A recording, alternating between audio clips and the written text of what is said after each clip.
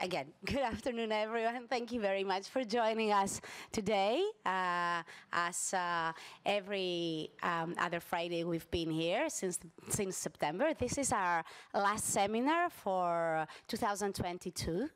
And we are very, very happy to have with us today Professor Panayota Gounari. Panayota is Professor of Applied Linguistics at the University of Massachusetts, and she will talk to us today. She will give us a talk on the debate around critical race theory in the US and the discourses around historical revisionism. We're very much looking forward to learn from you, Panayota. The floor is yours. Thank you. Thank you. Thank you all so much for being here tonight. I know the traffic is terrible and it's before the holidays. I'm happy to see familiar faces and new faces. I'm grateful to the two amazing scholars who have put this ambitious and very timely seminar together. Rosa and George, thank you. And thank you to the Rosa Luxemburg Institute, of course. I'm really honored. So yeah, today my talk is going to be on critical race theory and what's happening in the United States.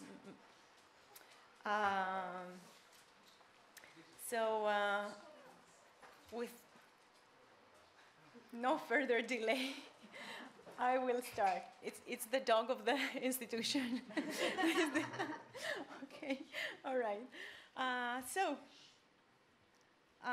On May 25th, 2020, Minneapolis officer Derek Chauvin, after apprehending George Floyd for allegedly using a counterfeit $20 bill to buy cigarettes, he pinned him to the ground and kept his knee on Floyd's neck for 9 minutes and 29 seconds. Chauvin didn't remove his knee even after Floyd lost consciousness and after paramedics arrived and while 3 more officers looked on. Hours after Floyd's murder, protests erupted in Minneapolis and quickly spread across the United States and beyond to over 2,000 cities and towns in 50 states and in over 60 countries. An estimated 15 to 26 million people participated at some point in those protests in the United States. There was no doubt a massive mobilization gaining momentum and strength. The murder and the mobilizations that followed triggered more discussions about police brutality, racism, discrimination, other forms of oppression and exploitation, and these discussions were taking place in schools, in the workplace, in the streets. And this is the point where conservatives jumped on the critical race theory bandwagon and started shifting the agenda. As issues of racial inequality were becoming part of workplace diversity trainings or integrated in classrooms, the emboldened Trumpist far right saw an opportunity. A new Red Scare was born. As one of the key players, a senior fellow at the Manhattan Institute tweeted at one point, American schools haven't whitewashed history, they've red-washed it. Instead of challenging racist structures in the context of capitalism that generate and legitimize police brutality and relegate people of color in the margins, America was talking about anti-racist curricula and diversity trainings that were traumatizing white people. And a new campaign to erase and rewrite history was born. Rewriting history is hardly new. However, we need to see this particular attempt as a Trumpist legacy. Where Trumpism is understood as a far-right authoritarian ideological and political construction. Under the Trump administration, we have witnessed the legitimation and proliferation of white supremacist sexism, corporatism, casino capitalism, and militarization, and an aversion to labor and the working class, often reminiscent of fascist ideologies and practices. At the same time, Trump administration's discourse and policies have been openly legitimizing a backlash on immigration with the wall on Mexico, the travel bans, ICE raids, a renewed nationalism and trade protectionism, the notion of America first, the trade war with China. An attack on social welfare with distribution of wealth upward and slashing social programs and dismantling social safety nets. And the most reactionary and violent policies in healthcare, education, and labor that have adversely affected the lives of ordinary people. The meteoric rise of far-right authoritarianism across the world brought the normalization of far-right extremism and its discourses, as well as the legitimation and disseminations of new versions of history. In these versions, Nazis were not all that bad. They actually did some good things, and those who collaborated with Nazis against their country might have been noble people after all. Same with slave owners. And maybe existing historiography has been blowing things out of proportion. And it's better to avoid teaching particular elements of history because they may traumatize students or make them feel uncomfortable or guilty for things they should not be held responsible. Slavery, for example. So what's happening is that the far right is unapologetically rewriting history. This is not news, you'll say. I mean, this has been going on. But today I want to explore more our relation to the past, or rather our society's relation to the past, and our students and schools' relation to the past, because this relationship is deeply political, pedagogical, and yes, historical. History has always had a polarizing effect in the mainstream imaginary. The reason might be that the values, beliefs, ideologies, and practices, as well as the desires and fears of large groups of people, depend on and are shaped through their relationship to the past, through their gaze upon it. In this relationship, humans are registered as subjects or objects in the stories told. History, in some sense, is our relationship to ourselves, our families, our communities, our societies, and the world. As a Brazilian educator, Paulo Freire, has noted, there is no historical reality which is not human. There is no history without humankind and no history for human beings. There is only history of humanity. In far-right authoritarian politics, where humanity is selectively attributed as a special status to specific groups of people, we have in place the construction of a history of inhumanity. So the backlash against critical race theory in the United States that I'm discussing tonight is important. It's not important just because, you know, it's racist rhetoric or in terms of discourse. Reactionary conservatives, through legislation, are attempting to radically alter curricular content and regulate the historical knowledge produced in public schools. You're going to say, yeah, they've been doing that for years, right? It's not new. Yes, but this debate is actually important beyond education. Why? First, it has been mobilizing people across the political spectrum, including reactionary forces, ultra-conservatives, white parents, and their wealthy donors, giving the movement an unprecedented dynamic and funding. There is a lot of money going into this debate. It has been backed and funded by ultra-conservative political action committees known as PACs. These are organizations, these are organized for the purpose of raising and spending money to elect or defeat candidates in the United States. And I mean, the lineup is really impressive here. This is the 1776 Project PAC, promoting patriotism and pride in American history. This is, which one is that? I can't even see. Hold on, let me see. That's the Citizens for Renewing America. That's Citizens for Renewing America. Sorry, this is my favorite. That's their special site, part of the site on critical race theory. And join our Fight for Schools. Fight for Schools is the name of this specific PAC. And this is the very well-known Heritage Foundation. In their section on critical race theory, they have an article called Zombie Marxism. And this is the No Left Turn in Education. It's a very, very powerful organization. It has chapters in 126 cities across the United States and a lot of power. So these are some of the groups, involved in the debate. And this is the second reason, the players. Who are the players? The third reason is that the right is using the attacks as a tool to mobilize right-wing voters, reclaim school boards. School boards are elected in the United States, and thus win local, state, and national elections, which will allow them to pass policy to further criminalization, voter suppression, etc. I mean, these are real material consequences. Their goal is to continue playing into Trumpism by turning racial anxiety into political energy and power. In the process, they are aiming to overturn many of the policies and victories organizing groups have fought for, like restorative practices, progressive inclusive curricula, black student organizations, etc. Finally, and most importantly, it is turning into a very hot political issue, and one I think is going to be on the ballot in the next presidential election. Why I'm saying that?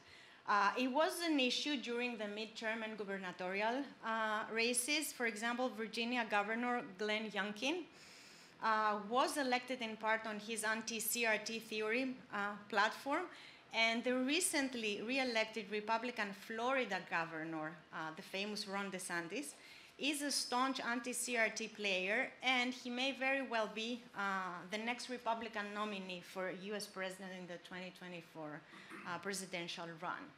Without a doubt, this initial success that conservative lawmakers have had will give the anti-CRT campaign more traction, gaining support by those white segments of the population who were swayed by Trump's racist rhetoric. So for the Republican Party, whose goal is to really solidify and conserve white symbolic and material power, CRT is the perfect enemy. So what is critical race theory? What is this thing? The relationship between race, racism, and power that critical race theory scholars have been uncovering and analyzing seems to pose a threat to the dominant narrative. And by now, you should all be wondering what is so threatening about critical race theory. So, critical race theory's predecessors are critical legal studies. I'm talking about the mid-70s in the United States that aimed at exposing the ways American law served and legitimized an oppressive social order. Harvard legal scholar Derek Bell, in the context of the 1954 landmark Supreme Court decision, Brown versus Board of Education, that's the decision that ordered the end of state-mandated school segregation in public schools, 1954, that's recent history. So Derek Bell used the concept of interest convergence, the idea that black people achieve civil rights victories only when white and black interests converge.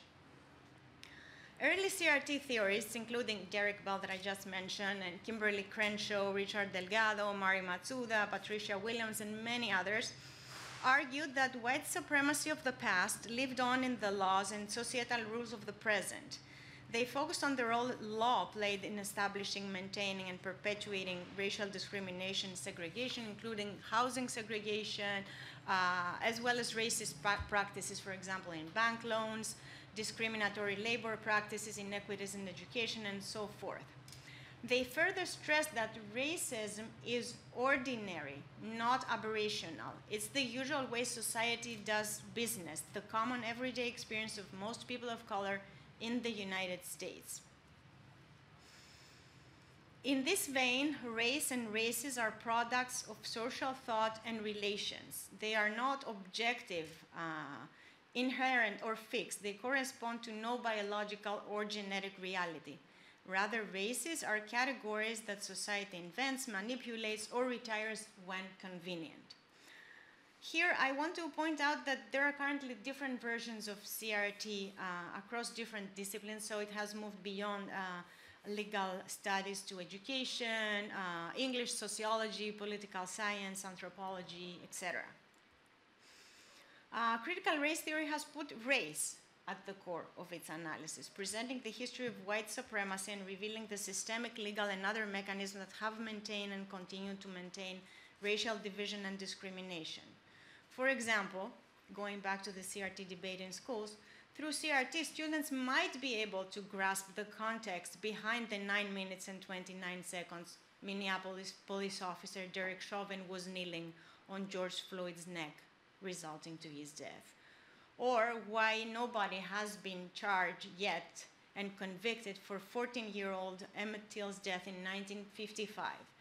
I remind you, Till was kidnapped, lynched, and tortured and killed in Mississippi. So the question becomes, first of all, is this what public schools are really teaching and thus the backlash? And if so, still, what is so threatening about it, right? So before I answer those questions, I would like to map what's happening currently on the ground in the United States. And as of today, and since the whole backlash started with George Floyd's killing, there have been 193 attempts at the state level to propose legislation that would prevent educators from teaching the role of racism, sexism, and oppression throughout US history to K-12 students across the country. Of those 193, 19 have become state law. For example, I'm not going to list all 19 of them, but just mentioning Arizona because it's interesting, Florida, Georgia, Kentucky, Mississippi, New Hampshire, North Dakota, Tennessee, and of course, Texas. In line with Trumpism's racist legacy, conservative and Republican lawmakers across the United States have been advancing bills that prohibit public schools and public universities from teaching that, quote, any sex, race, ethnicity, religion, color, or national origin is inherently superior or inferior. Tenets that, according to those bills, are often found in critical race theory. The bills also prohibit teaching that individuals, by virtue of sex, race, ethnicity, religion, color, or national origin, are, quote, inherently responsible for actions committed in the past by other members of the same sex, race, ethnicity, religion, color, etc. And here I have some language from the most interesting ones. I mean, there's 193 of them, so it was hard to choose. There was so much. The richness, you know.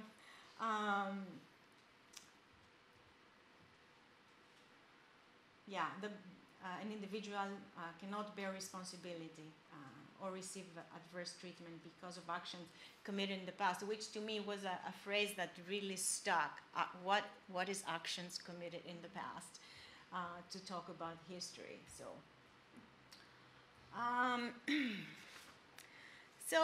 Educational Week conducted a really interesting investigation, and they came up with 5 categories of regulation.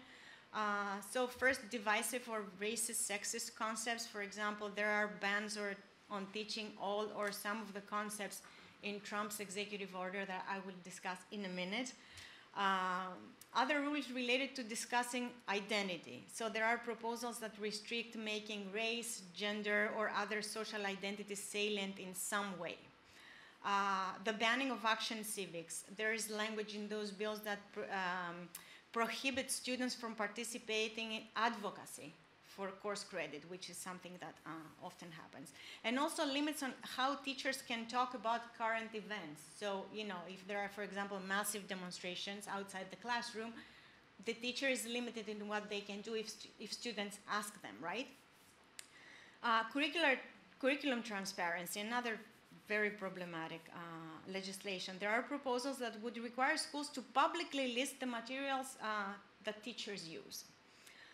And finally, prohibitions against teachers showing bias. There's language in those bills that where teachers cannot show political or partisan bias in the classroom, whatever that might mean. Most legislation upholds the principle of the colorblind society, where people are judged based on their individual merits and character, not their skin color or other characteristics. And those of you who may have read Michelle Alexander, she has this incredible book, The New Jim Crow.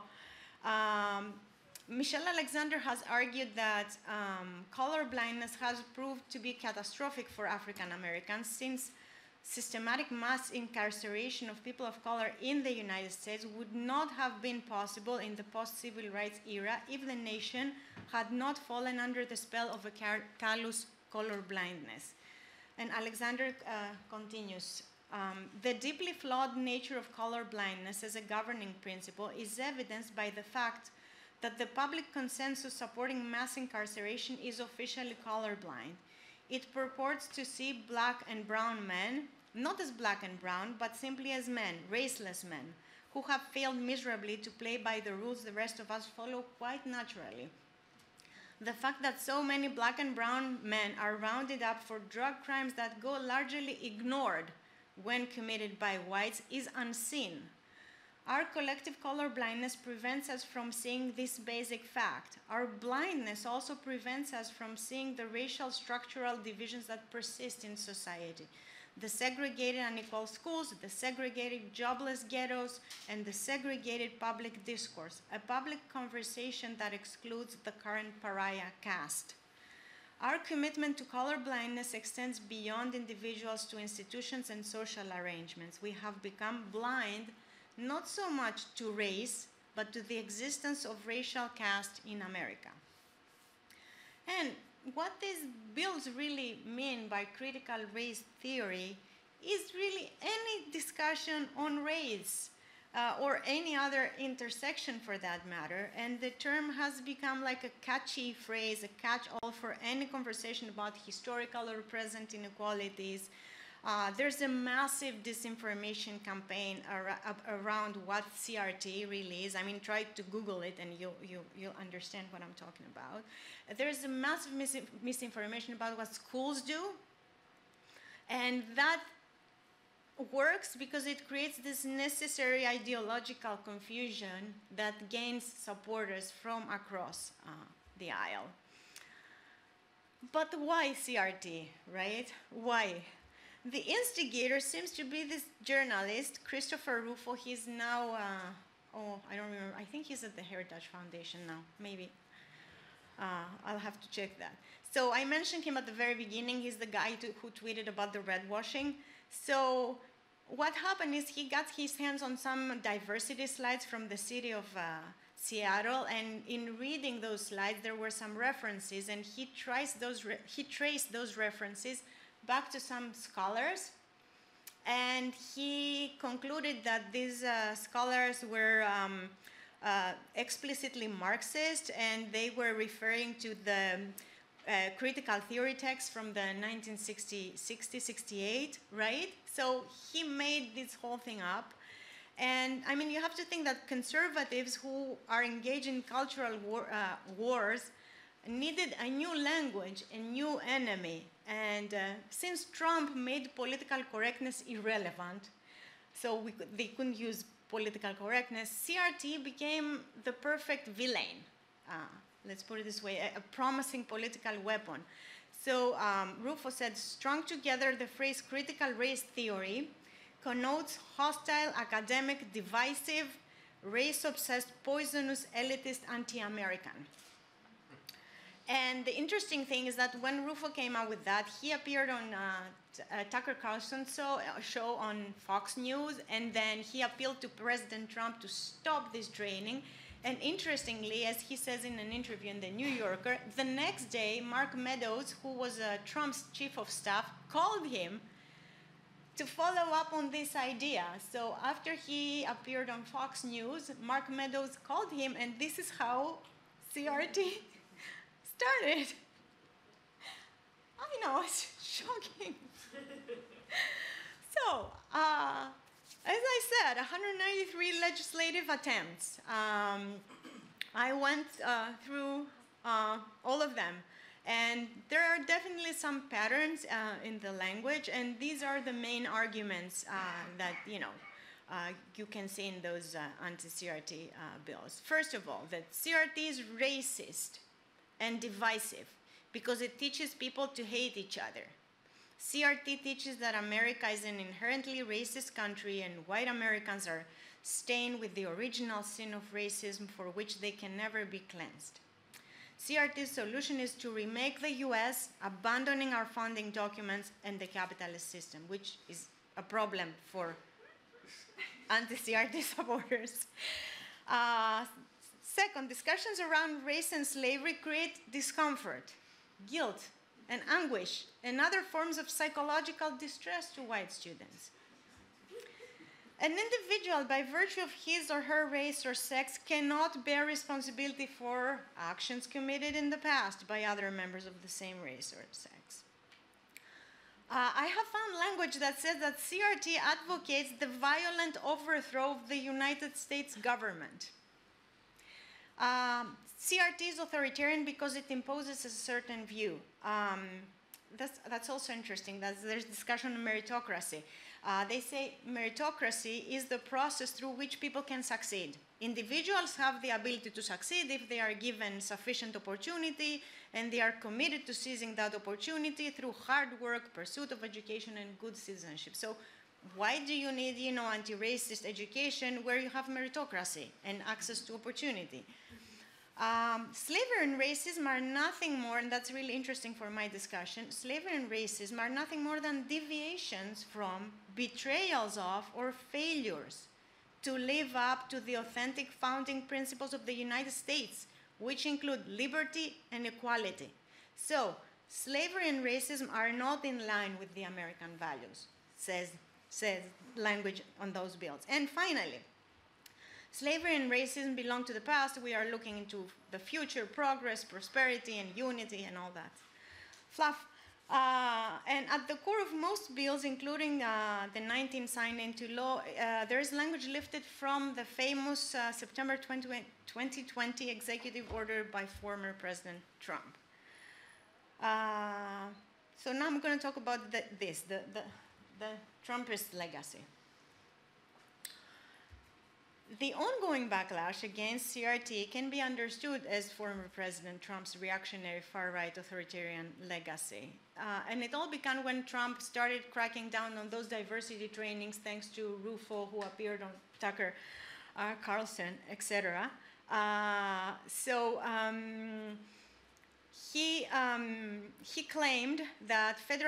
Trump claimed that federal agencies were using critical race theory tenets that not only run counter to the fundamental beliefs for which our nation has stood since its inception, but they also engendered division and resentment within the federal workforce, because these were taking place in the workplace in federal, at that federal level. Clearly, in Trump's and the Republican Party's account, it is the mere acknowledgement of diversity dividing the country, and not the fact that diversity is built on difference, human exploitation, violence, and pervasive systemic racism, as delineated in a wealth of inequity patterns. In Trump's directive, diversity training is called divisive, false, anti-American, un-American, and demeaning propaganda, and as such, it must be eradicated. As diversity refers to multiple and diverse groups of human beings, really, diversity is not just a term, it refers to people, and they seem to be the problem. The underlying assumption is that we should render these people invisible, or worse, eradicate them. Of course, this should hardly come as a surprise coming from the president who built his alliances playing nice with and giving space to white supremacists and other far-right extremists for 4 years. Faithful to the Trumpist manual, the former administration bluntly rejected the violent history of slavery, blaming instead the victims of this violent history for making their co-workers feel resentful and uncomfortable. Trumpism has largely built on race divisions and on a racialized version of patriotism to create the ideological confusion necessary for its sustenance, particularly with white working-class voters. This perverse race-based patriotism has been at the core of the former president's far-right authoritarian politics and discourse. Trump's hate relationship with critical race theory, with people of color really, I would say, was better illustrated in his talk on Constitution Day at the National Archives Museum in the context of the first White House Conference on History. Picture that. Where he announced the creation of a commission to promote patriotic education with the aim of developing a pro-American curriculum that celebrates the truth about our nation's great history. What else? The truth in his pronouncement creates the assumption that there is in place an untruthful anti-American curriculum that is not teaching the United States great history, but different version, what he calls a twisted web of lies promoted by the left and other radicals. I'm quoting, "Teaching this horrible doctrine to our children is a form of child abuse in the truest sense." I think that was in the previous slide. Yes. He said, referring to critical race theory, arguing against what he termed toxic propaganda, ideological poison, indoctrination, and cancel culture from the radical movement. He further attacked the New York Times Pulitzer Prize-winning 1619 project, which is a historical analysis of how slavery shaped American political, social, and economic institutions.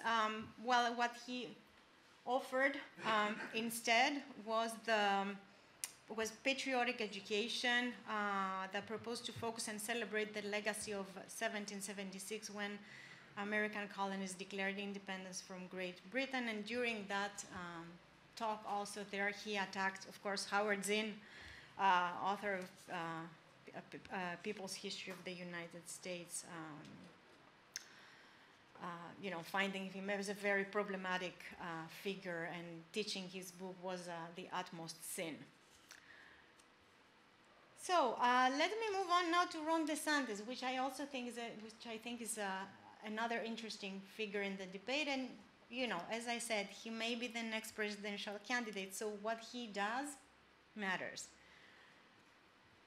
So along the same lines, back in March 2021, Republican Florida Governor Ron DeSantis attacked critical race theory, calling it a politicized academic fad that reflects what's really ideology, not actual facts.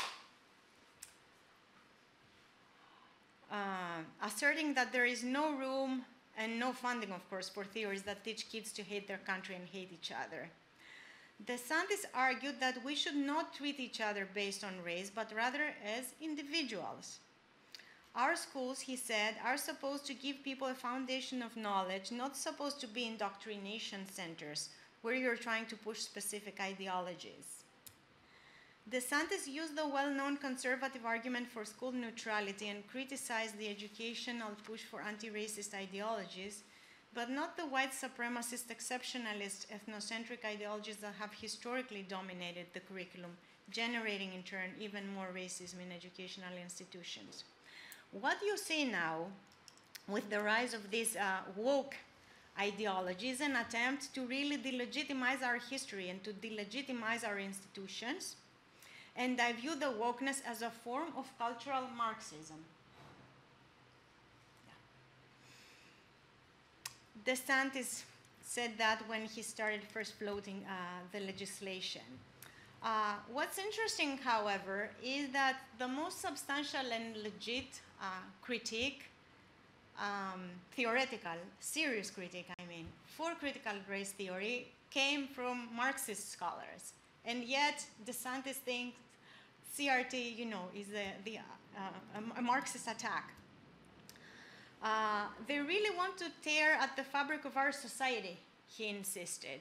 So for DeSantis, the analysis and understanding of race and racism in the United States and the ways they have maintained and perpetuated systems of oppression and symbolic and material violence against people of color is what's truly divisive.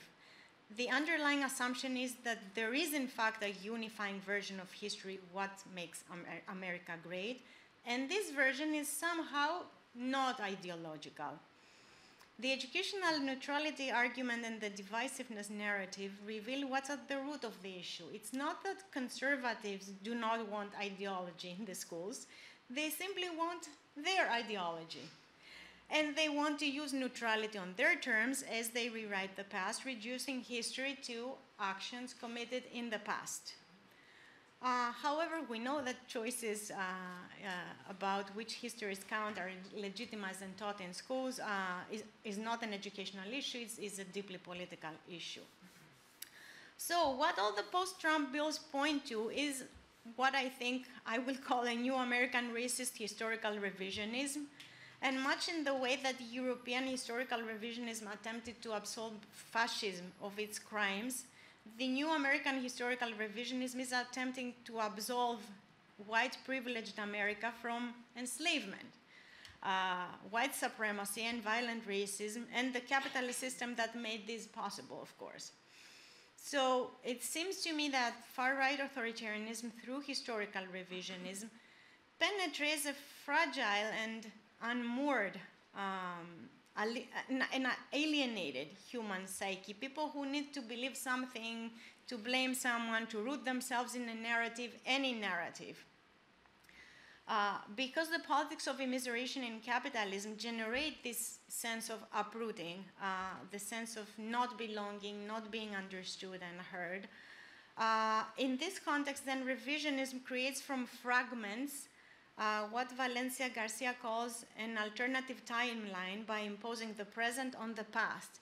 And this fragmented and distorted version, in this fragmented and distorted version, people recognize a piece of themselves, a part of themselves. And I think this is what's happening with critical race theory in this attempt to erase slavery and racism in US history.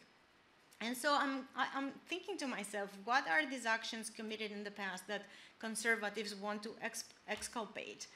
Enslavement of people, cotton fields, forced labor, lynching, nooses, and white robes, stealing native lands and annihilating native populations, boarding schools for Indian children, segregated schools until the 50s.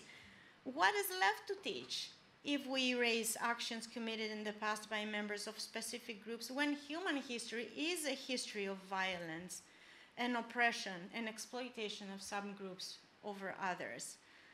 So how do violent facts of very recent history become issues of discomfort, and who is uneasy about them after all, and why? What is left to learn if we sterilize our teaching from the struggles and fights of humanity, and at the end, who benefits from erasing actions committed in the past from our collective memory?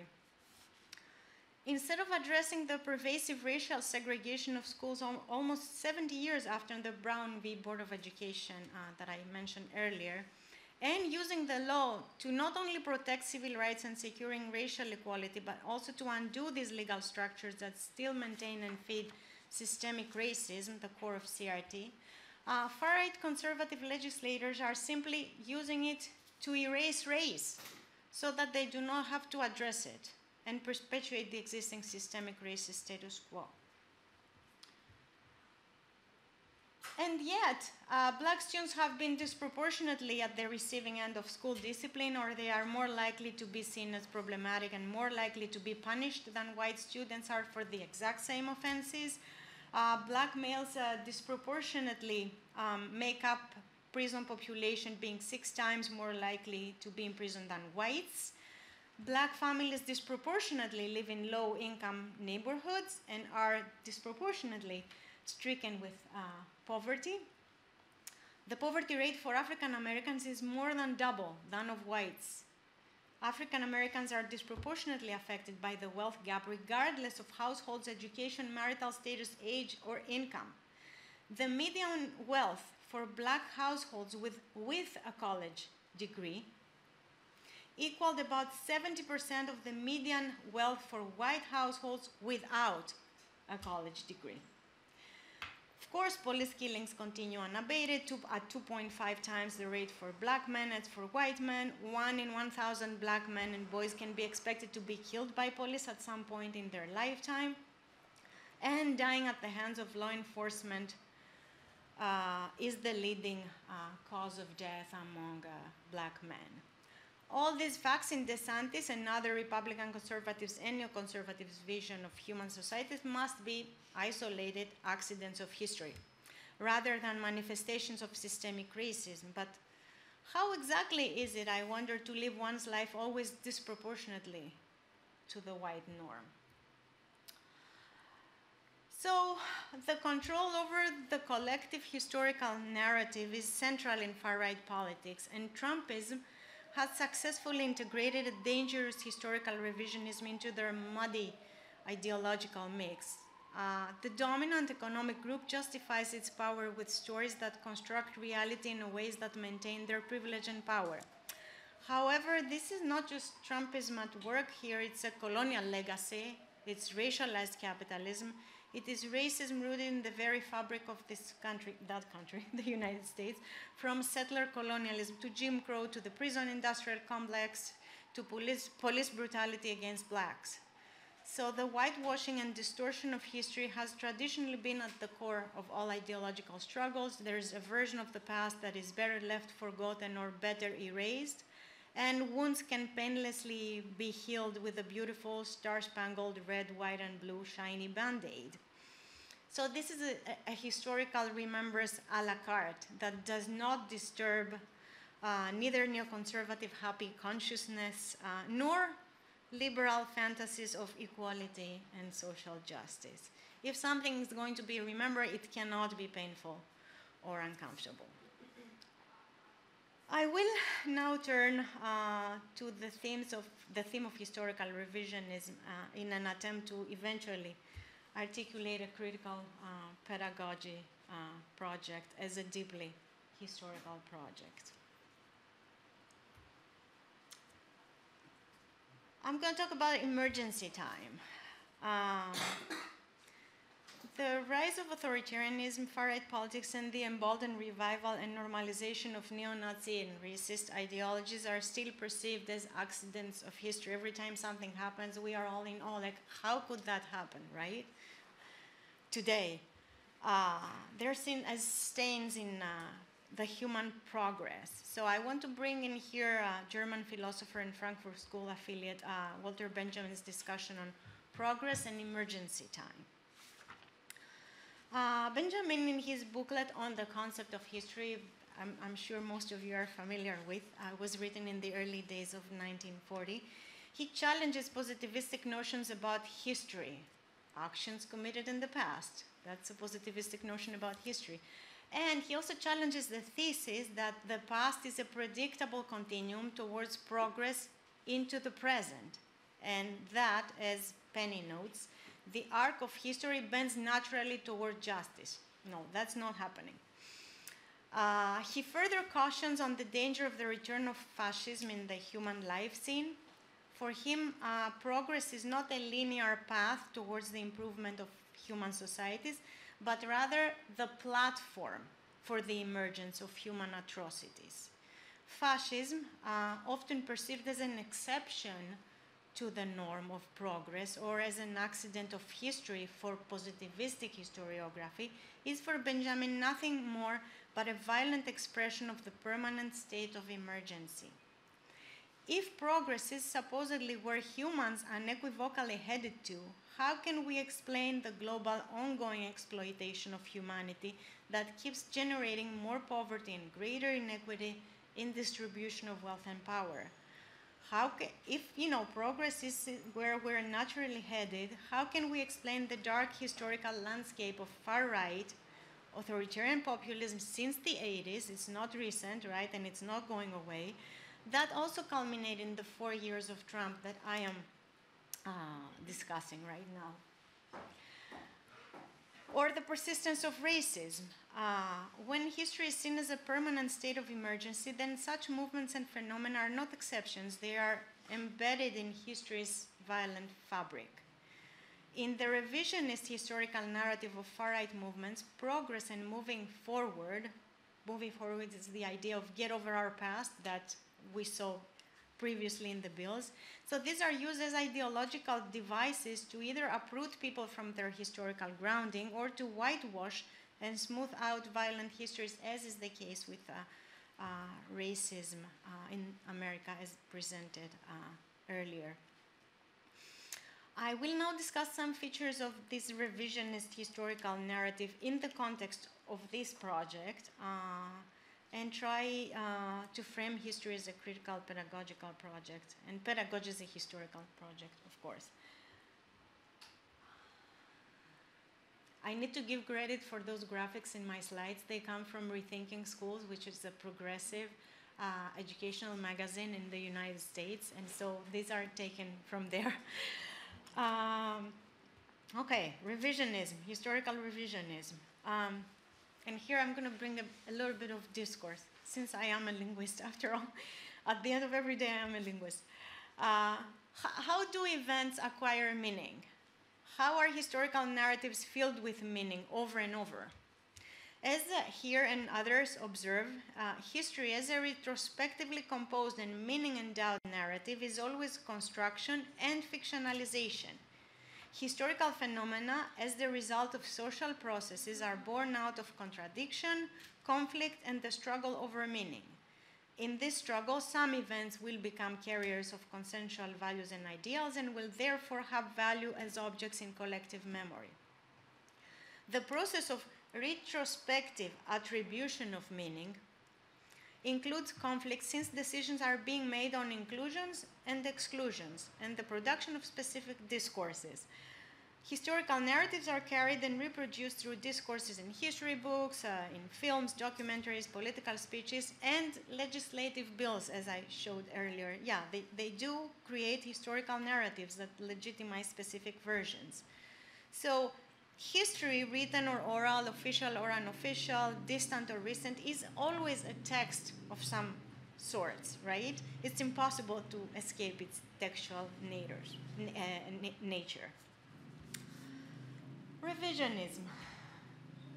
So historical revisionism, I mean, here in Europe we are very familiar with this term, but in the United States it doesn't exist as such in the bibliography. So it is a contested term. It has taken distinct content in different continents and historiographical traditions. For the project at hand, it is important to define it and use it in the Trumpist context. So I like Traverso's work here. In his New Faces of Fascism, he presents this short genealogy of the term that reveals that it is in fact historiographical as much as it is political. It is borrowed from political theory, where it was used to either characterize reformist politics or those deviations from orthodoxy based on wrong interpretation. When transposed to historiography, it maintained a negative connotation, designating the abandonment of canonical interpretations and the adoption of new political controversial views. It should be noted, of course, that historical revisions per se are a good thing. I mean, they're a legitimate process of historical inquiry. They're necessary to unearth and add new pieces to existing historical knowledge. The writing of human history is an ongoing, unfinished project, the same way human life is, of course. But Traverso notes that each society has its own regime of historicity, its own relationship with the past, and revisionism is in turn putting both this relationship with the past and the regime of historicity into question. Because we always write history from the present, our present gaze can change our relationship with our past. As such, the regime of historicity also comprises our relationship with the present, in that history is also taking place now. In essence, revisionism is really about the political and ideological goals of revisions, because many historical revisions, usually accused of revisionism, imply an ethical and political turn in our vision of the past. I mean, you know, in European historiography, revisionism emerged as an attempt to revisit and rehabilitate fascism, to equate it with communism by looking at both as popular revolutions of the two extremes. And this version of historical revisionism further built tolerance to fascism, downplaying its atrocities after World War II, thus shifting people's perceptions and feelings about them. And this is important because far-right populist leaders in Europe capitalized on this shift to promote their political agenda. So I will now turn the discussion into some of the characteristics of historical revisionism as they apply to the anti-CRT debate. Yeah, this is the nice US history department here on my slide. Okay, I'm going to talk about instrumentalism of history and historical knowledge. So I like this quote. Adorno cites Goethe, and the devil says, and it's as good as if it never happened. And, you know, it reveals this innermost principle, the destruction of memory. And we know, well, the devil says that, and we know that the devil is in the details because this phrase summarizes the hegemonic conservative view of history. It speaks to the actions committed in the past, discussed earlier, where these are seen as disconnected from their effects, the agents who have committed them. I mean, the linguist in me cannot help but notice the passivization, actions committed in the past by, as opposed who committed these actions, right? Also the vagueness, the past. Memories destructed and select historical narratives as linear sequences of privileged events are neatly tucked into boxes attached to dates and to heroic figures as they are washed, sterilized, and polished to articulate and complement the official national narrative around one country, one nation, and one culture. At the same time, many other events and actions are as good as if they never happened, the same way that many people and groups of people never existed. And this erasure of huge swaths of humanity is a fundamental feature of the school curriculum and beyond the school curriculum, I mean, in the broader political discourse. As Adorno, again, powerfully has argued in terms of this destruction of memory, the erasure, he says, the murdered are to be cheated out of the single remaining thing that our powerlessness can offer them, remembrance. I think this is a very powerful way that speaks to this erasure of parts of humanity and what they have done. So these make up this instrumentalist and positivistic character of official history and their construction in just one dimension, because their intention is to close the books of the past and, if possible, even remove it from memory. They appeal to objectivity, to ideological purging, and of course this serves as an excuse for the imposition of other versions. And I think DeSantis' notion of these actions committed to the past speaks exactly to this instrumentalism. This is why DeSantis refers to actions and not history. Actions are part of historical narrative rather than disconnected chunks that just happen randomly, but randomness is what this positivistic and instrumentalist view of history promotes. And as I mentioned earlier, in one of the bills they mentioned how slavery and racism are deviations from and betrayals or failures. That's also an interesting way, interesting to say the least, interesting way to think about history. So historical revisionism has also produced historical relativism, and historical relativism has been legitimizing this individualistic approach to history that presents subjective understanding or marginal opinions as a historical dimension of an event. Everybody, I mean, if you are on social media, about any historical event, about anything that's happened, everybody has a historical, not an opinion, a historical opinion about it. So this historical relativism has given rise to the phenomenon of producing highly individualized versions of history. And this reactionary conservative solution to avoid going into systemic issues that would have to name oppressors and oppressed, colonizers and colonized, and the system, capitalism, that sustains them, or the reasons and the root causes, is to treat people as individuals, right? There are no collectives, there are no alliances, there is no solidarity.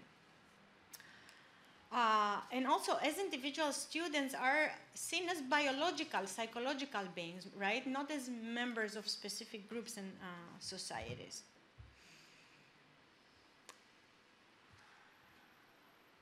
Polarization, or the myth of two extremes. I mean, we're all too familiar here in Greece with the term. That's why I picked a Greek graphic here. I would have... So the debate over CIT's further position as a fight between two opposing sides. What has been lying at the core of Trumpism and other far-right and right-wing populist movements.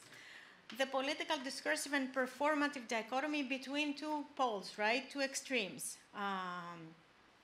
A vertical distinction created by intentional, deliberate ideological confusion. We have here what Marcuse has called the typical unification of opposites in discourse. In constructing the left as the enemy, the anti-CRT movement flips the argument made against them that what is wrong with our society is wokeness and left authoritarianism. This is why, to me, it was interesting to see that they say CRT is racist. For example, when I studied the neo-Nazi platform Iron March as part of a different project, what struck me was that neo-Nazis, in one of the discussions in the fora, they said, the left are the true fascists. So it's the exact same argument that I find disturbingly fascinating. Sorry, I have to say that. So yeah, I was talking about the two extremes, and arguments and characterizations historically reserved for far-right extremists and fascists are now reframed, recontextualized, and directed against the left. This device further fits in this distorted idea of the two extremes.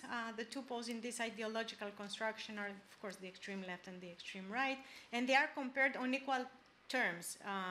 If one extreme can be bad, the other can also be bad. An argument straight out of historical revisionism. Number 4, it's a purposeful ideological confusion. I mean, this is, I think it's a device that works really well in the context of Trumpism. In the United States context, white America has been very anxious to revise its own very recent history that has been particularly violent with non-whites, and examples of such revisionist narratives have been presented in the beginning of this talk with all the curricular interventions. And familiar examples also for the two poles is the famous Charlottesville rally, where there were really nice people on both sides, according to President Trump. So these extreme arguments are legitimized and normalized through the creation of this purposeful ideological confusion. Trumpism embodies a political style that meshes various ideologies and brings together lower middle class insecurities while allying with core elements of the ruling class. This is a thin ideology because it does not constitute a coherent structure of beliefs, but assembles contradictory ideologies in an eclectic fashion. So if you think about Trumpism, it brings together people who embrace any of the following: racism, white supremacy, misogynism, sexism, militarism, free markets, conspiracy theories, aversion for the system, Republican values, anti-abortion, faith, different versions of Christianity. All of this is part of this fuzzy ideological mix. And let me also say that this American revisionism has received a great boost through social media, particularly in the form of those widespread conspiracy theories. I'm sure you all know about QAnon. There was a 2020 NPR poll, and fewer than half of the respondents were able to correctly identify that this statement is false. The statement goes like that: a group of Satan-worshipping elites who run a child sex ring are trying to control our politics and media. So fewer than half of respondents were able to correctly identify that this statement is false.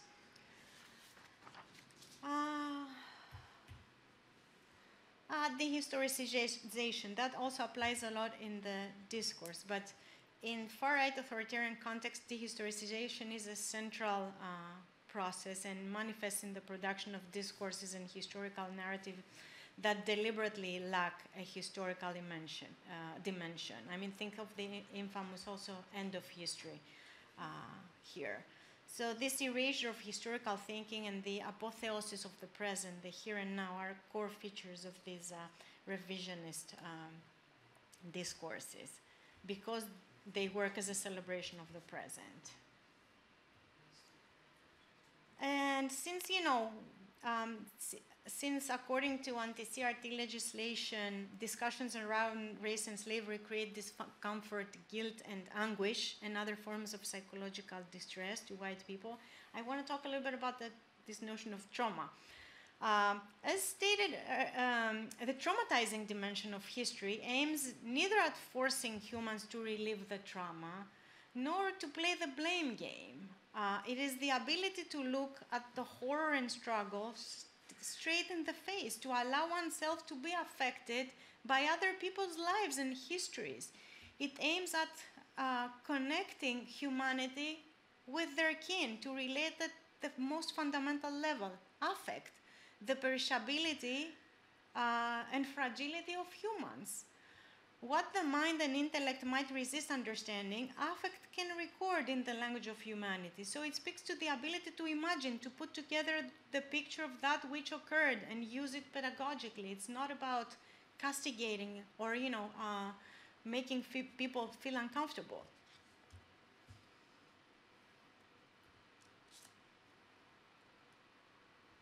I am wrapping up now. So I want to talk about how to make the pedagogical historical and the historical pedagogical, because I am in pedagogy. So I have brought earlier Benjamin's concept of emergency situation. And emergency situation crystallizes the ongoing struggle over historicity, collective memory, meaning, and human practices. Because fascism is always apparently the alternative future struggling to be born, according to Penny, there's another struggle for different alternative futures to be fought. And this struggle is also deeply pedagogical. In the context of emergency time, I want to articulate a proposal for a pedagogical project that puts historicity at its core. Historicity resonates with understanding humans as actors, agents of history, and looking at all knowledge and learning, whether official and unofficial, inside and outside of schools and in multiple sites, is deeply historical. It is historical in that it is a substantial element of an agentive process that has the potential to develop critical consciousness in humans. Historicity also suggests reading the past as present in a process that neither worships the past nor annihilates it in the name of the tyranny of the present. So this is a pedagogical project that challenges one-dimensionality in historical thinking in educational sites and in public discourse and debates, and brings the disturbing elements of time at the core of our analysis. I am proposing a pedagogy that always exists in historical terms as a liberatory project, very much along the lines of what Paulo Freire envisioned in his own work. So the pedagogical historical project is therefore a humanizing project. Along the same lines, a fundamental element in this pedagogy would also be the historicization of social conflicts. Students and educators should have historical and current knowledge about social struggles, the way these have been shaped historically, and what they mean for their lives today. These narratives of collective memory might enable people to read the world and position themselves in it and make choices that would put them on the right side of history. And yes, there is a right side of history. I'm not postmodern. Reflecting on our societies and social practices, we can witness critical thought becoming historical consciousness. It is this consciousness that navigates as a compass through the history of humans and humanity. So critical pedagogy scholarship should forcefully address the anti-CRT debate. It must engage with the core matter of thinking historically and center historical knowledge in our pedagogical and theoretical practices. Often, the very analysis in critical pedagogy literature are themselves superficial and dehistoricized, and very often they serve as a vehicle for progressive politics. So exploring and challenging historical revisionism and the demise of historical thinking by authoritarian far-right racialized capitalism is an important project in the framework of critical pedagogy. It is also important to articulate a critique against forms of progressive politics that are only willing to accept non-threatening versions of history. Finally, it is important to capitalize on the lessons from anti-pedagogy, create our counter-pedagogies with courage, honesty, humility, and commitment by revisiting our relationship with the past. The past will have been worked through only when the causes of what happened then have been eliminated. Only because the causes continue to exist does the captivating spell of the past remain to this day unbroken, says Adorno. It's not me, it's Adorno. So to break the captivating spell of the past, we need to develop an honest, consistent, humble radicalism that, according to Freire, is committed to human liberation and does not become the prisoner of a circle of certainty where reality is also imprisoned. At the end of the day, the core issue to wrestle with is the gradual fascistization of our societies, the celebration of the banality of evil, and the increasing tolerance, if not apotheosis, of authoritarianism worldwide. It's the new concentration camps for refugees, the border violence against immigrants, racial violence, the authoritarian patriarchal violence against women, the day-to-day authoritarian ritual performances for school kids, and many more. The appeal of new fascist ideas keeps reaching new heights among many strata of the population. And those who have seen my talks before know that I like to close this with this quote from Walter Benjamin, and it's because it's always a sobering reminder, first to myself. So Benjamin says, to articulate what is past does not mean to recognize how it really was. It means to take control of a memory as it flashes in a moment of danger. The only writer of history with the gift of setting alight the sparks of hope in the past is the one who is convinced of this, that not even the dead will be safe from the enemy if he is victorious. And this enemy has not ceased to be victorious. Thank you.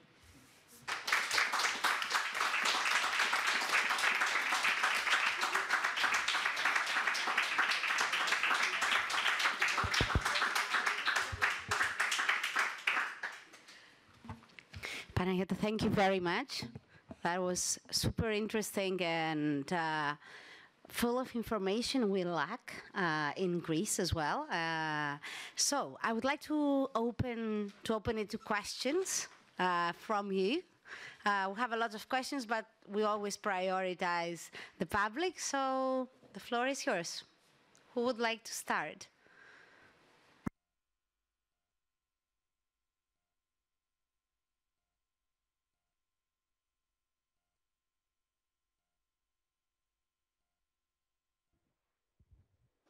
Okay, thank you. It's on. Thank you for a fascinating presentation, Panayota. I'm just wondering, what is your view about the argument that says that this type of approach essentially fits into what is called in political science identity politics, and that maybe we should do a progressive politics approach should try to identify ways to engage both blacks and whites, because at the end of the day, the discrimination, of course, is not the same for white working class people as it is for black working class people. But essentially, during the last 40 years, there has been a tremendous rise in inequality. So I'm just worried that this type of approach gives the white working class as a gift to Trumps or whatever. And also, I think that Trump simply solidified what had been going on for the last 30 years. I don't think that Obama had been in terms of actual policies that he implemented, that he made a huge difference. So, thank you. Yeah, I agree with your last point, and actually, Keeanga Yamada-Taylor, whom you may know, she has articulated very harsh critique on Obama and what he really did for black people. Nothing, essentially. But to go back to the first part of your question, yes, there are theoretical problems with CRT. I mean, CRT is not without problems, as is any theory, and it has received criticism, as I also said earlier, particularly from Marxist scholars. Positioning, one of their arguments is exactly what you mentioned, like that this theory alienates white working class. And also, by putting race at the core, you are creating all kinds of problems, or you are not identifying the actual structure, which is capitalism, that creates racism. And I agree with that. And there are versions of CRT that now are embracing a Marxist approach. And actually, even the critical legal studies, so where CRT started from, critical legal studies were radical. They were more radical than critical race theory. So critical race theory was like a smooth version of these critical legal studies. So I'm all for the cross-fertilization of these two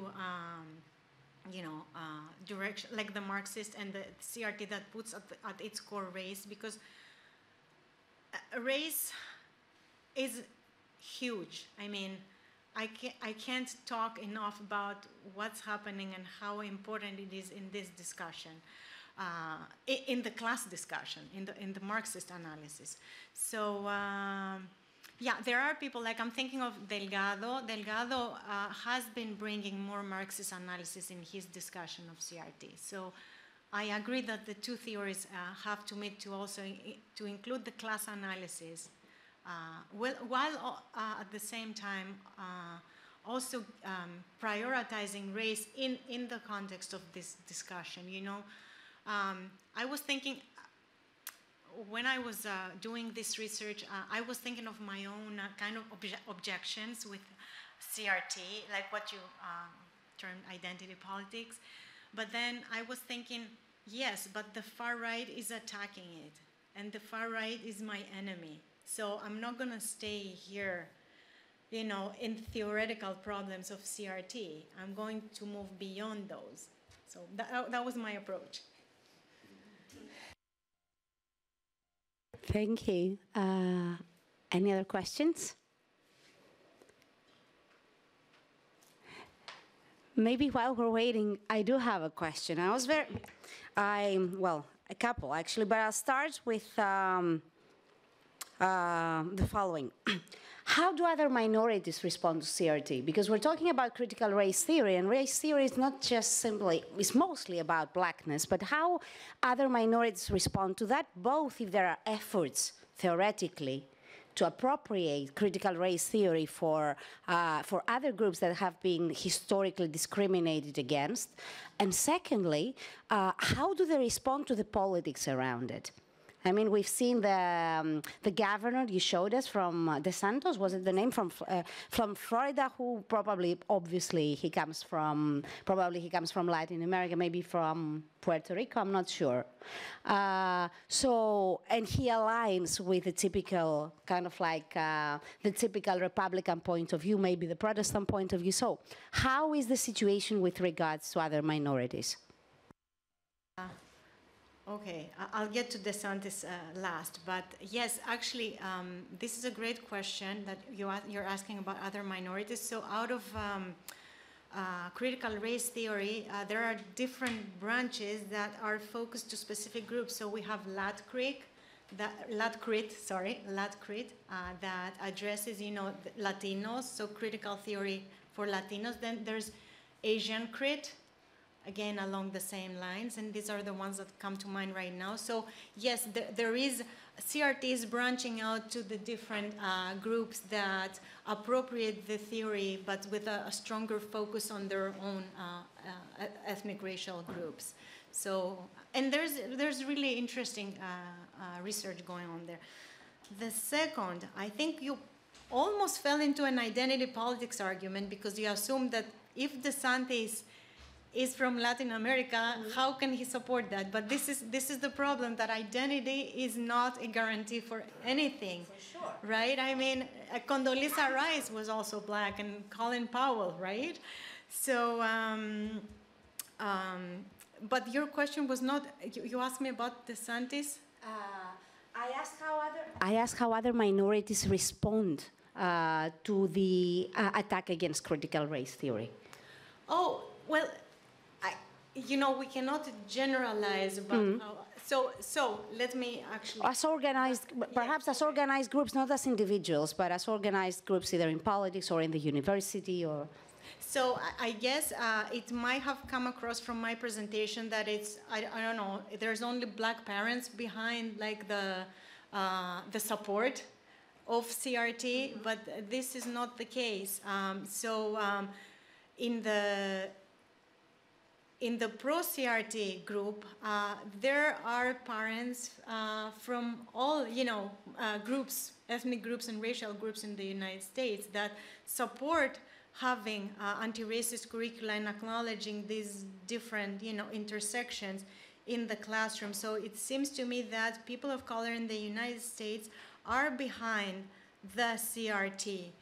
It seems to me that the problem comes mostly from white, I want to add middle-class parents, because in looking at the organizations, well, the one especially I mentioned that is very, very active, this started from a parent, a father who was a middle-class father, let me add that, who was uncomfortable with what his kid was doing to school, and so, you know, he started organizing, and parents in the United States, they participate in school boards. So to a large degree, school boards where parents and other community members get elected, they have a say, they have power in the curriculum. They can put pressure on state legislation that in turn shapes how curricula develop, so they have a lot of power.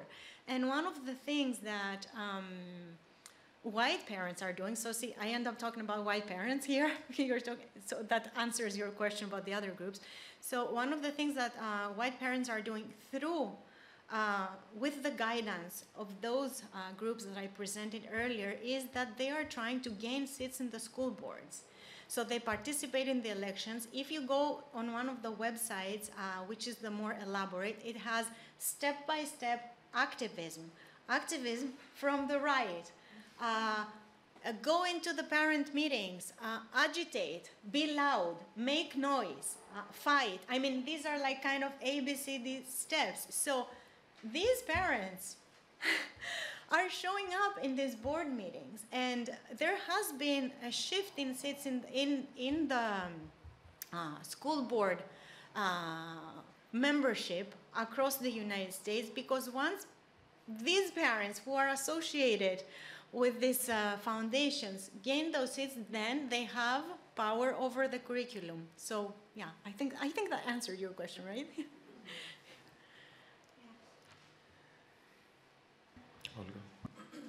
Can we have a microphone, please?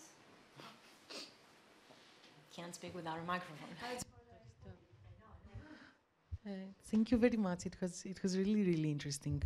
And you know, sometimes we follow many things, you know, we know a lot of things, but still someone to put them in an order, to, you know, put a context around it is really interesting. Thank you.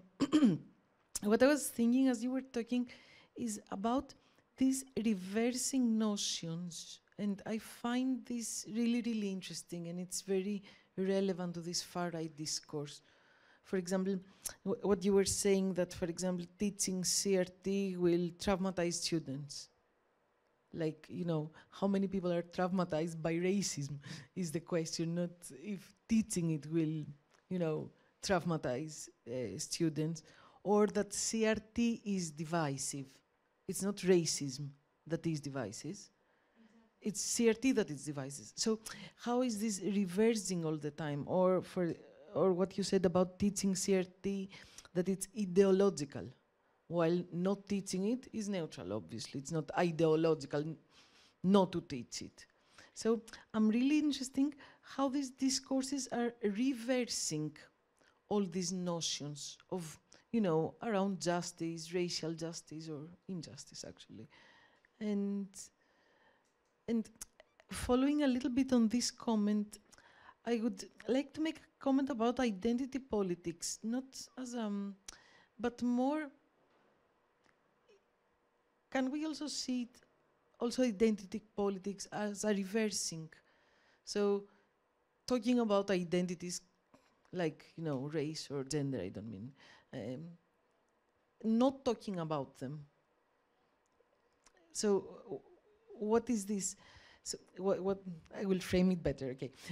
I want to say somehow that it's also identity politics, but from the white part of identity, not to recognize racial discrimination, racism, sexism, and everything.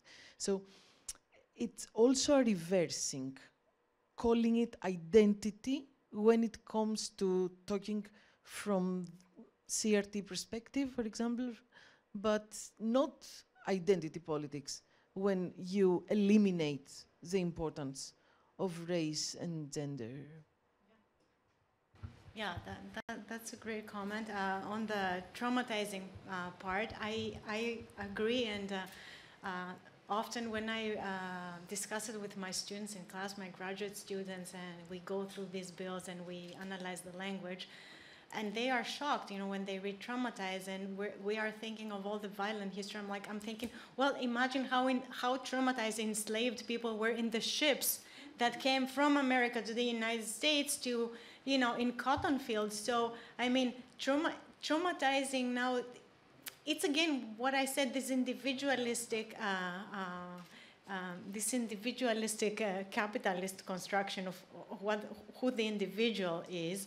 So now on the second part of your question, I just want to say that, you know, CRT is not going to solve the problem of racism. So the assumption here is not that by infusing our schools with CRT or anything, you know, similar to that, is going to suddenly eradicate systemic racism. I mean, this is really a liberal fantasy. Now, is it good that we have these kinds of discussions in school?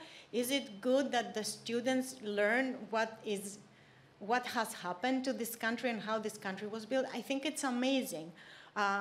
Also, I don't want us to assume that the history, the way it has been taught until today, you know, is not a dominant version of history, right? So even with CRT, and even, I don't know, who knows, maybe down the road we're going to have an anti-capitalist curriculum, but even so, I mean, schools can do so much. Schools cannot change society, and schools cannot change capitalism or racism, but schools can work on consciousness, student consciousness, and this is very important. That's why, on one hand, yeah, I mean, CRT is not going to eradicate racism, but at the same time, how many students in all states across the US are able to have honest discussions about the past and understand themselves as historical beings? They are not. They live in the here and now. I mean,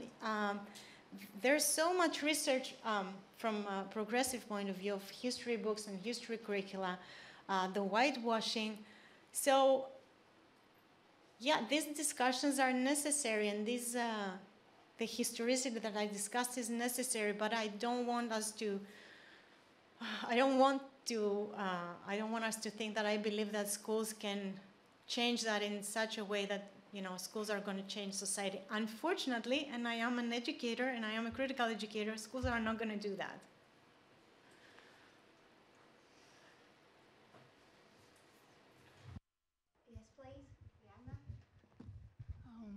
Hello, thank you for the great presentation.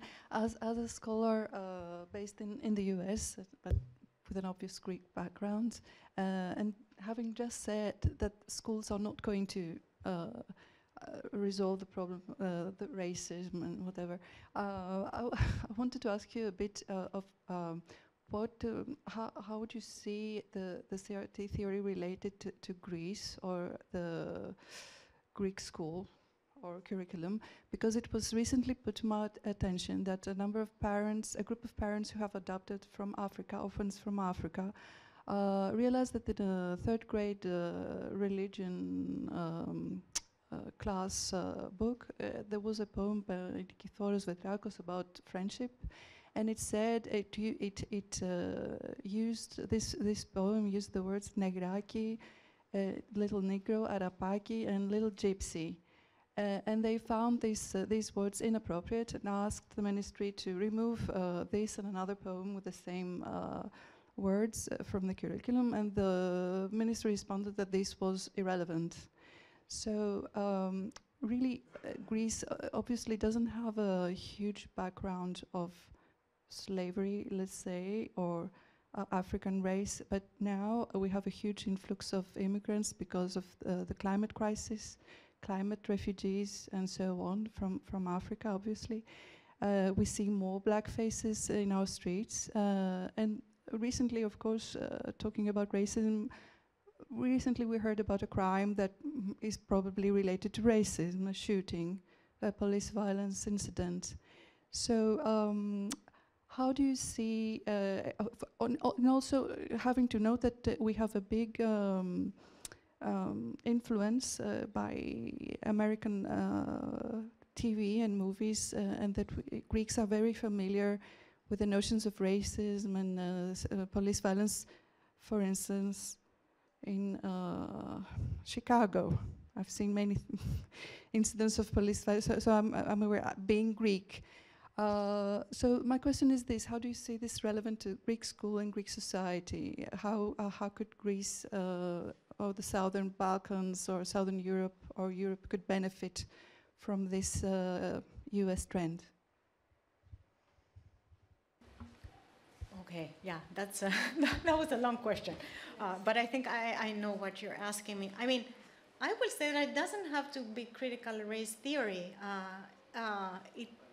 If you are designing and implementing progressive curricula, in this progressive curricula, in this critical pedagogic curricula, this, what you just mentioned, is addressed. I mean, I wasn't aware of this specific instance, but I'm not sure, I know actually, that Greek textbooks abound with racism, sexism, ageism, I mean, you name it, consumerism, you name it. I mean, there is actually research, there are analyses in Greece, I believe, on textbooks that colleagues have conducted. So the answer to this instance is not to bring critical race theory in Greece, because remember, for a pedagogy to work and to be effective, it has to be situated.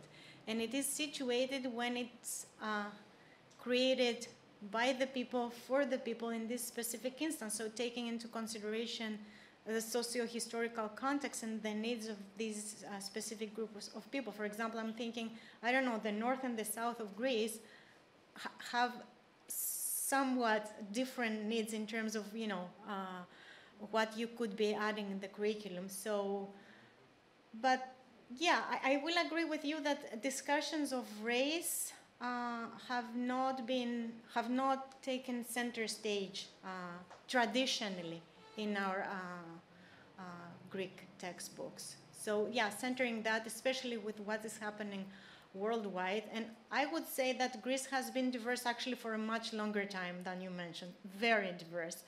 Yeah, just because you don't see them, it doesn't mean that they don't exist. But yeah, and also with the influx of refugees and immigrants, you know, this is a pertinent discussion to have, and this is what we should actually, this is what we should be integrating in our curricula.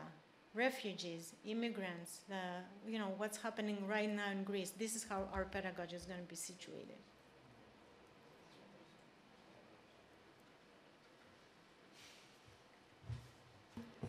Have we got any more questions, Yorgo?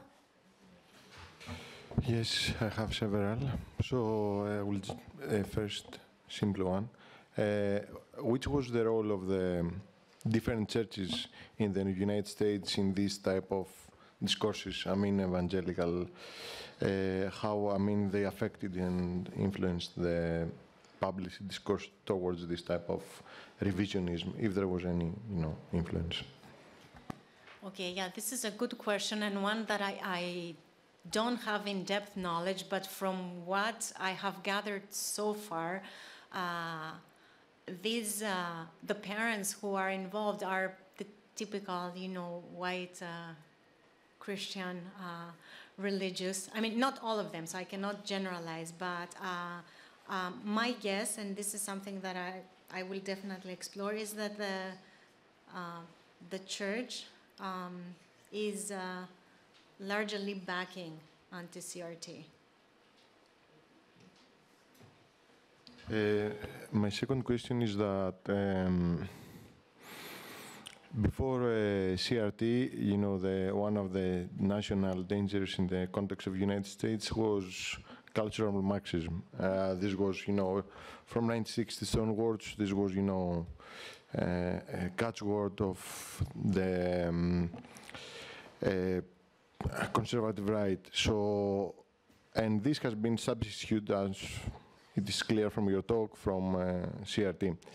Do you think that one of the reasons that could explain the shift in the moral panic discourse of the conservative right has to do with the fact of Black Lives Matter? I mean, and to which extent, realities like this, I mean, has shifted this discourse towards CRT?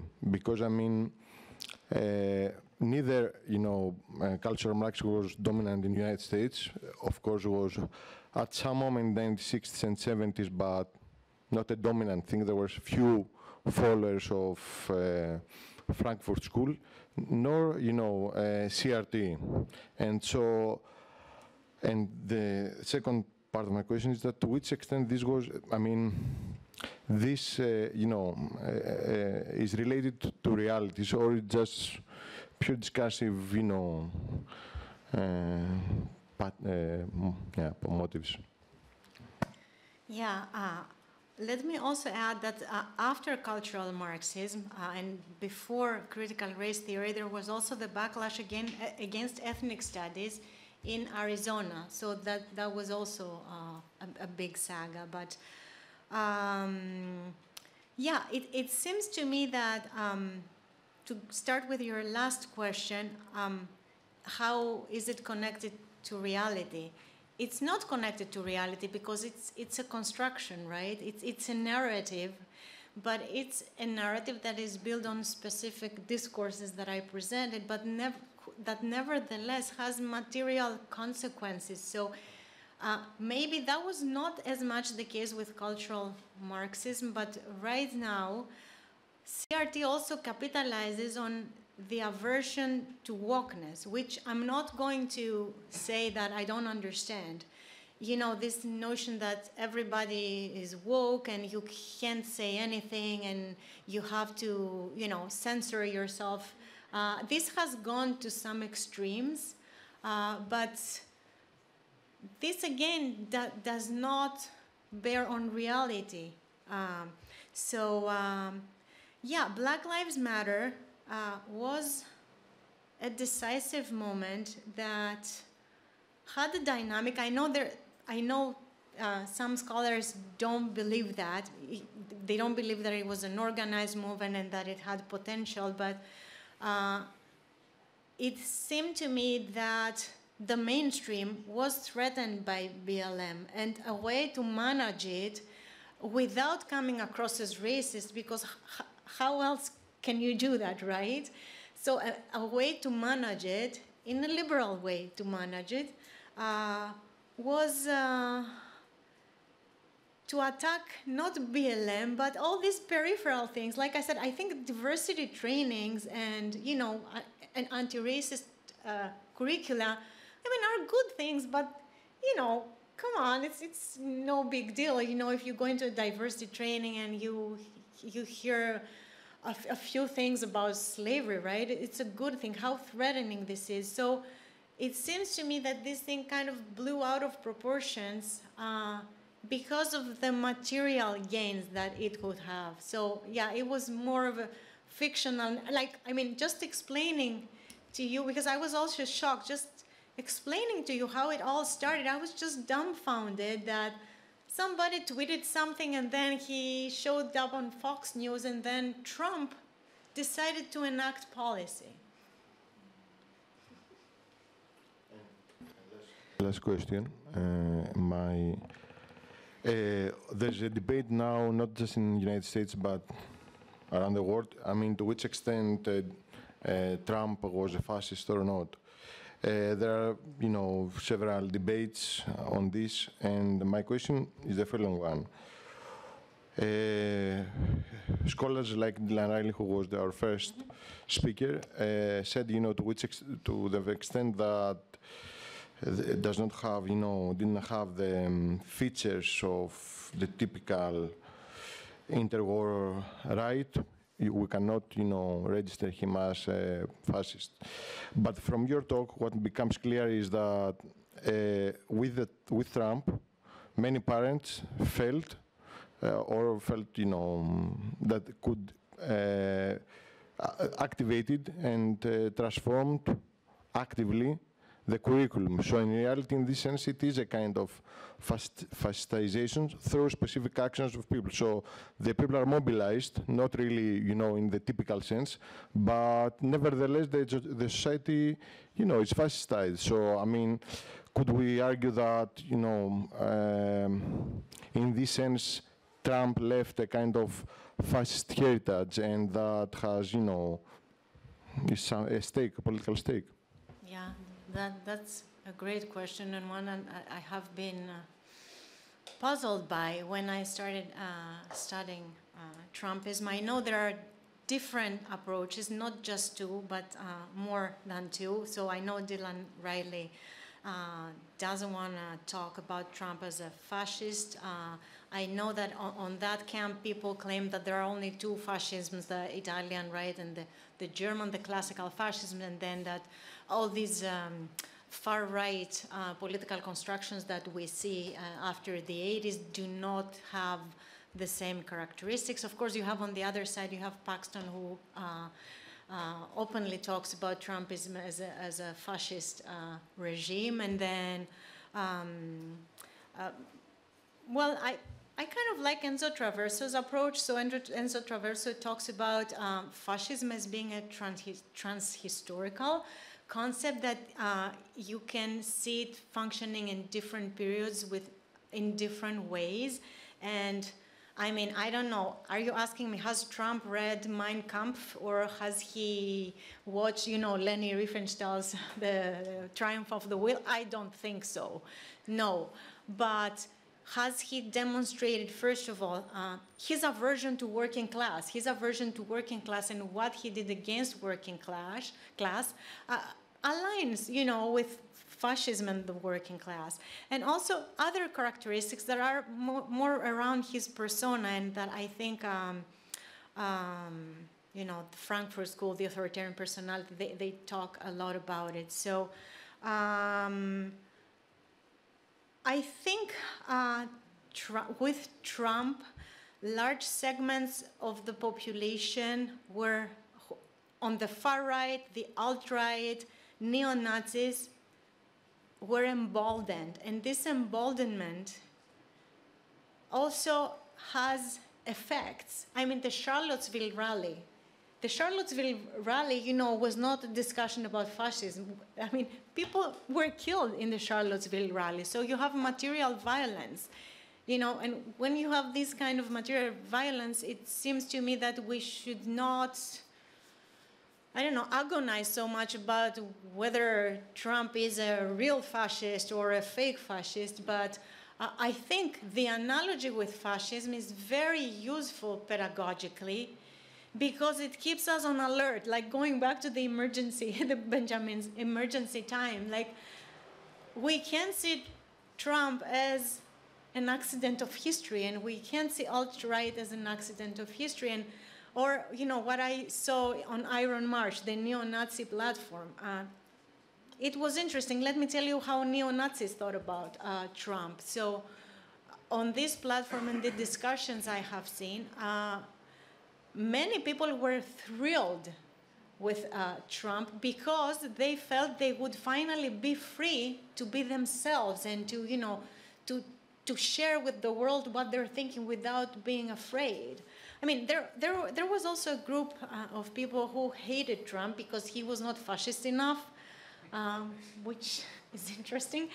But yes, so the short answer, I guess, is, unfortunately, yes, I think Trump has left a fascist legacy, and he will be remembered as such, and good for that. Yes, please. Can we have the microphone over there? Okay. Thank you. Thank you for your talk. I was wondering to understand how, you know, building of ideological discourse works in the States. CRT is an academic discourse. How does this, why and how, and whether it does really, how does this, you know, to what extent did it influence school curricula? Because on the one hand, we compare an academic discourse.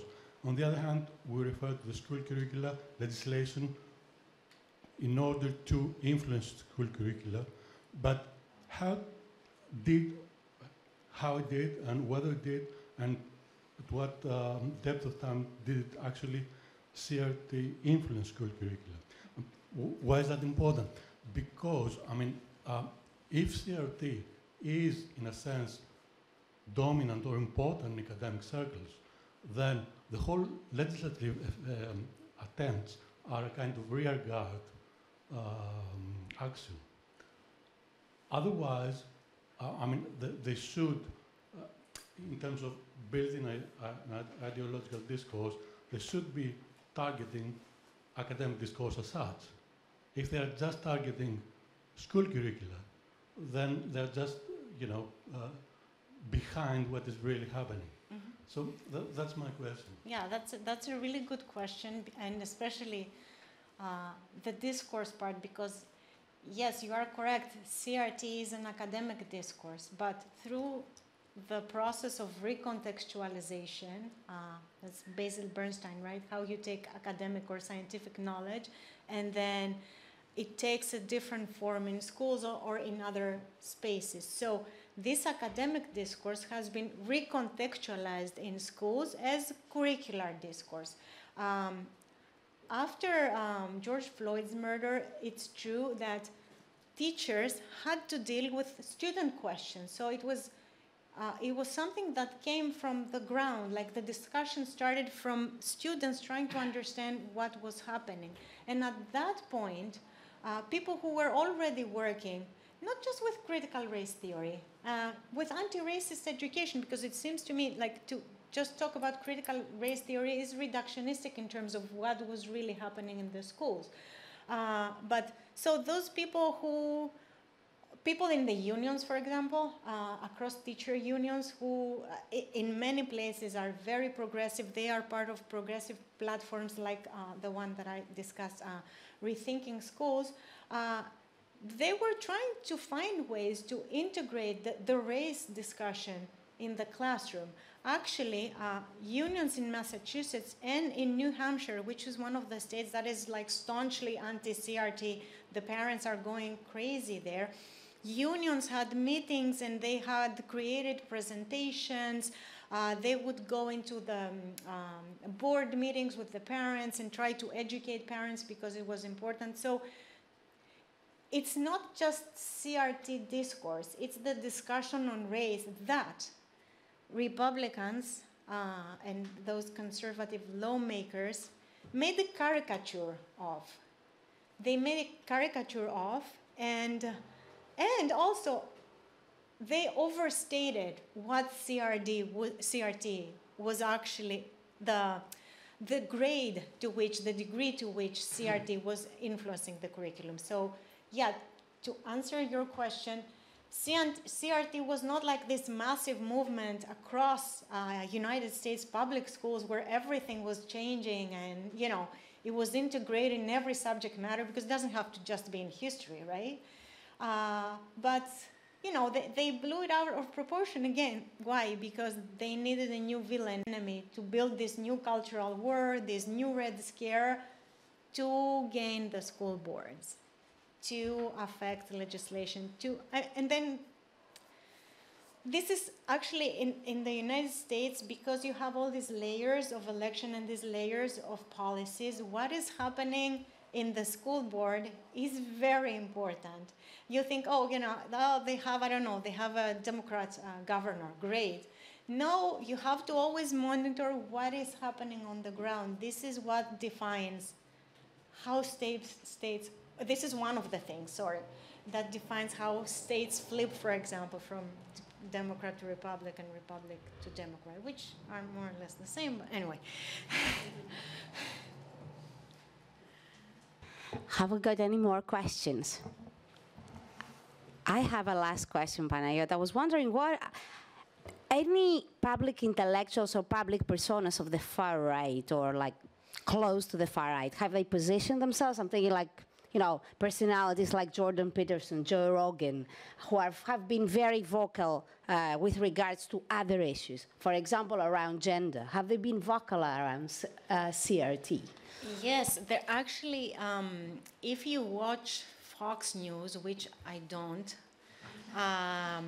there's a parade of the conservative intelligentsia, if we can call it such, that in different segments where they oppose anti-CRT with supposedly, you know, academic arguments, but also very often they have CRT scholars on air, try to, you know, help them, or they have, like, you know, the pro-con scholars, and this is not going very well. But yes, I would say that conservative academics are supporting the cause.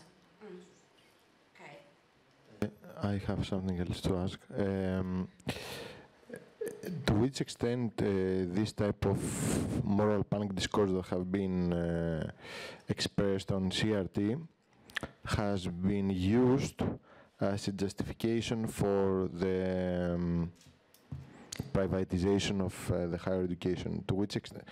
I mean, if there is, you know, that to the extent that universities diffuse, you know, this type of Marxist CRT stuff, that it is an academic discourse, as it was argued, to which extent it has been used as a way, as an argument on behalf of the authorities, conservative authorities, for the non-funding of public institutions, not just universities, but also schools, I mean. Oh, yeah, I mean, DeSantis, for example, when he first launched the anti-CRT campaign in Florida, he said that he would only dedicate funding to teaching the glorious history of America. So in those states where you have anti-CRT bills, you should be very sure that funding goes towards that direction and nowhere else. And funding can be cut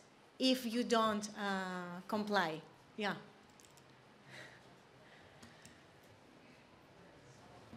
Okay, then.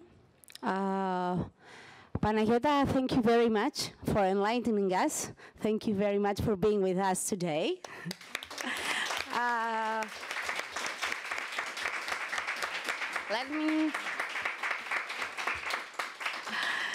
Let me say just one more thing. This is, as we said, this is our last seminar for 2022. We'll be waiting for you on January the 13th. We'll have with us Aristotle Kallis, who's going to talk to us about the banality of fascism. So we'll be waiting for you. Please join us again. Thank you very much for joining us every second Friday.